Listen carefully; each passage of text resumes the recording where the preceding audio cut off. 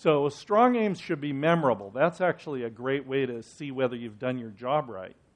Is to hand your aims to somebody and then take them away and then say, what were my aims? And see if they can remember what the heck you're talking about. Because if you write these in a compelling way, people will really be able to remember them. But if you just sort of, blah, blah, blah on the page, they'll look at it and won't be able to recall it. The reason that's so important is because while they're reading your application, you want them to have those things in their, immediate recall. You want that to be their touchstone for everything they read. So they really should be memorable. Make them easy to read. I mean, you want to, one thing I really pay attention to in specific aims when I'm writing them myself is to really, simplify the syntax even. Make sure these sentences are easy to process. You can get through them quickly, and that the memory load, I'm not joking about this, the short-term memory load on these is very light. You want people to just be able to skip along through that so that they're working through these ideas quickly and succinctly and not in a way that's sort of just increasingly, deeper and deeper and deeper, where you have to keep referring back up to the paragraph before, and where it's can be very deep and complex ideas. That's not where you want to be on specific aims. You want to be succinct and memorable. Your experiments can have expected outcomes, not known outcomes. That's not good. Your aims have to be programmatic and linked. We'll talk about that some more. This is a real challenge, to make them all address a common problem and have them be linked. Nice if they're linked in terms of even having the same subjects. But you have to be very, very cautious that one experiment, one aim depends on another aim. So those are called domino aims. Like if aim 1 fails, if you get, if for some reason you're unable to do aim 1, aims 2 and 3 can't be done, or they're no longer important or no longer relevant. Now you've opened up the possibility of this whole thing being a waste. And so reviewers are very, very sensitive to those domino aims. So they have to be programmatic and linked. There has to be a reason why you have these 3 aims, all on the same piece of paper, but they can't be so interdependent that any one of them can bring the others down, right? So that's a challenge. It's cool if you can challenge an existing paradigm, but you have to be careful because they've been doing that existing paradigm for 500 years, and you're a whippersnapper. If it can address a critical barrier, if there's some kind of thing that's just, that's just this one breakthrough is needed and you can address that, that's great. Developing a new technology is good. It's challenging to make developing a new technology a good aim unless it's like one aim where that technology is going to contribute to the other aims, but the other aims don't depend on that technology. And if this technology actually allows you to look at something, theoretical, if it somehow contributes to this theoretical framework. Let's see. Feasible, I talked about that already. Formal statements of hypothesis. This is the same idea again, another way of saying it. So your aims draw a clear line through what is known, to your contributions to that knowledge, either your past contributions and your planned contributions, and to the gaps in knowledge that this work is going to bridge, and how this study is just what needs to be done to sort of complete that continuum. So a few challenges. People are often not specific in their aims, surprisingly. It's the most common problem. Looking at X, that's right up there with a paucity of extant literature. This experiment is going to look at something. It's just the worst. That is not a motivation, right? So you see that. It's just problematic. There needs to be an experiment. Looking at something is not an experiment. So you're building a rationale, and then I talked about if you're working by yourself. There has to be a theoretical framework I mean, really, I would just make it obligatory. Don't even think you can do this without a theoretical framework. That's just a silly idea. But the reason for it is that reviewers will look at something that doesn't have a theoretical framework, and they'll pull out this one, which is just as bad as overambitious, and that is fishing expedition. That is just, throwing a toxic mess all over the review. You're all done. It seems like a fishing expedition. It's like, okay, next, Grant, we're moving on. So the framework is what keeps it interesting and gives you something to sort of build this into, right? Otherwise, you're looking for an effect where there might be one, but probably not. And so, got to watch out for that. I think I mentioned overambitious. Aims that aren't specific. You don't show a complete understanding of the area. These are all just common problems. Missing key citations. This is my own thing. Reviewers are prone to read something and see this statement that you make as some sort of statement of your belief. When you say something in first person, that makes it even more, it makes that pressure even stronger.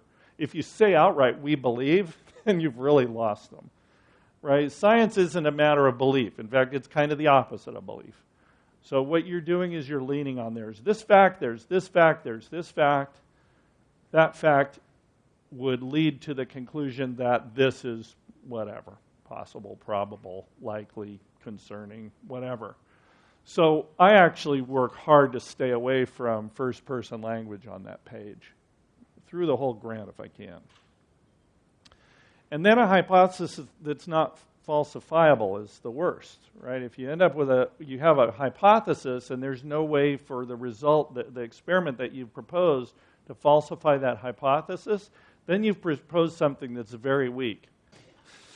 Okay, then I want you to watch out for this. You've included way too many words, including many that are superfluous, unnecessary, and fail to add actual content to the narrative you're building. And you could just say too many words.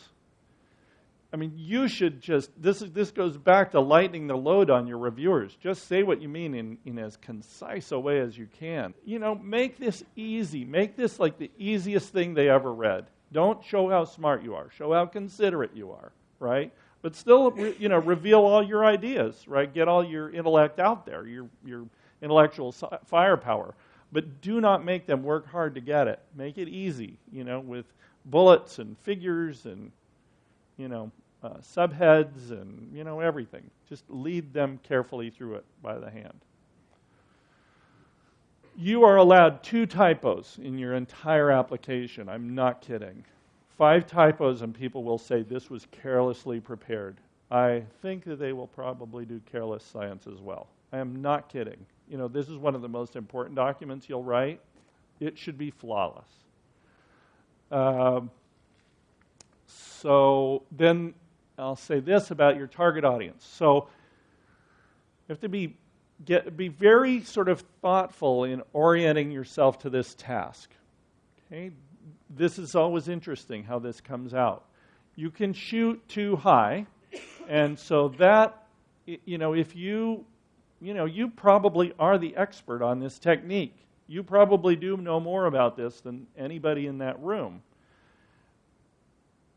You can write this in a way that can sort of shut people out. And this is actually a very insecure approach, I think, is that, if you write something in such an inaccessible way, you've succeeded in, what you're hoping is that you'll make the reviewers feel like, well, if they just knew a little bit more, they would realize how brilliant this was.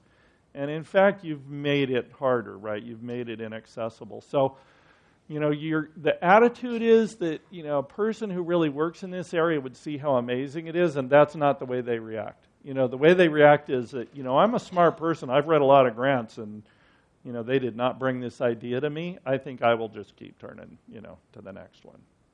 So you really are trying to make it accessible. You're really trying to make this idea accessible to reviewers from a, fairly, not too broad. There's a sweet spot, right? That's the challenge. Because if you shoot too low and you just sort of describe everything in broad strokes, we're going to do the such and such paradigm on a bunch of kids, and we're going to see if they do it. then it sounds like, you're counting on this halo that you've got, and that, that you as a reviewer, you're just going to trust these folks. They must know what they're doing. They're able to be so sort of casual about it. And then, being vague with the populations you describe, if you're going to put your population into your aims, which I would recommend you do, add a little bit of specificity. It helps to know if you're doing something like language development and you're talking about 2-year-olds versus 3-year-olds, if you're talking about, kids in one educational context versus another, if you're talking about different populations of motor disorders, to know exactly what those populations are, it really makes a big difference, right? So, use the extra words and stick them in there. Any thoughts from people? I just wanted to you covered so many points, but one thing that we've discussed in other meetings like this is to avoid verbs that lead you to think it's a fishing expedition, like explore or look at, or or even sometimes investigate if it's just used kind of in a blanket, non-specific manner, as opposed to verbs like identify, isolate, correlate, test, determine.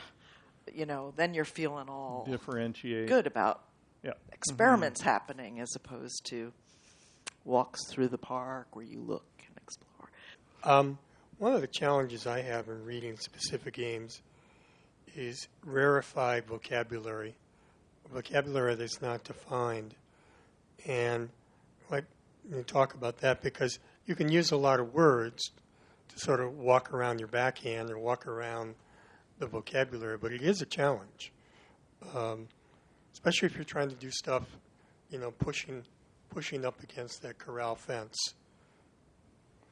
Yeah, and that's actually time to sort of think about the third reviewer. So where you can sort of adopt scientific jargon to show that you're inside that club, you can really alienate people at the same time. The same thing is maybe even more of a problem with acronyms.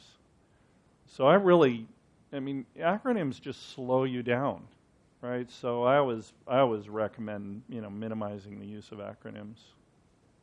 Chris, you were talking about no domino effect, but with intervention studies, and you do intervention, maintenance, generalization, you have no maintenance or generalization if you don't have an intervention that makes its way through. So I'm always concerned about that. So I think I'm missing something. So if you're doing, so you can address too much of the sort of treatment continuum at one time, right? It would be appropriate, I think, to have concerns about an experiment that depended, for a large part of the experiment on an intervention in the early part that hadn't been demonstrated yet. That experiment on the efficacy of the intervention has to be done first, right? So that's actually sort of a perfect example.